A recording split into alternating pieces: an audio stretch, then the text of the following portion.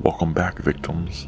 Tonight, we take you deep into the bones of the Appalachian Trail, where something old still walks on four legs, until it doesn't. They say some creatures were never meant to crawl among men, but some men choose to crawl back into something worse. So stay on the path, because once you're marked, it doesn't just watch, it becomes.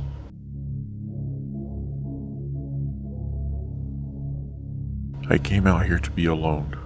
No cell service, no people, just me, the trail, and the steady silence of the mountains. I was 5 days in when I saw the coyote. It just stood off the trail, still, silent, and watching. Its eyes didn't blink. Its paws left no prints in the dirt. The thing is, coyotes don't just watch you that way. Not without flinching. Not without blinking. I stared back. It didn't move. That night I heard scratching noises outside of my tent. Heavy, clawed, pacing. When I unzipped the flap, there were no tracks in the mud. Just an owl, perched, upside down on a branch. Its head rotated too far to the left. It didn't fly away. It just stared. From the eyes of the Skinwalker, he crossed into the place between things, where bones are left beneath roots, and the names rot faster than flesh. I wore fur first, then feathers, soon skin. The sixth night I found a circle of stones outside my tent. Inside it were my socks, torn, damp, arranged like a body. The smell of copper hung thick in the air. I didn't sleep. By morning, something had followed me to the river. I could feel it, ear branches snapping just out of sight. When I turned, there was always nothing, but the sound of breath stayed close.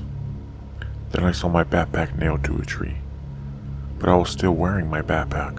When I got closer, I saw that the one hanging there was stitched together, patched with coyote fur, twigs, teeth, and what looked like my initials carved into deer hide. And then I saw my own face.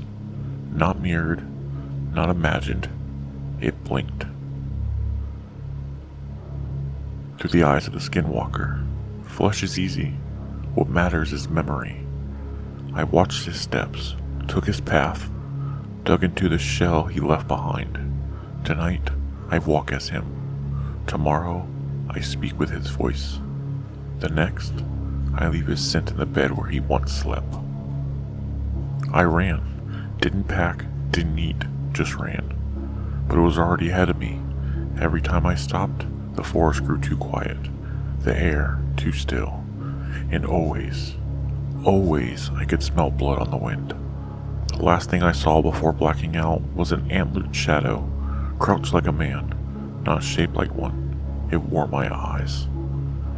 They found my camp, they found my boots, my phone, and a crudely built effigy of me, stuffed with straw, stitched with bear hide, crowned with an old owl skull. But they never found me, because something else walked out of the woods with my face.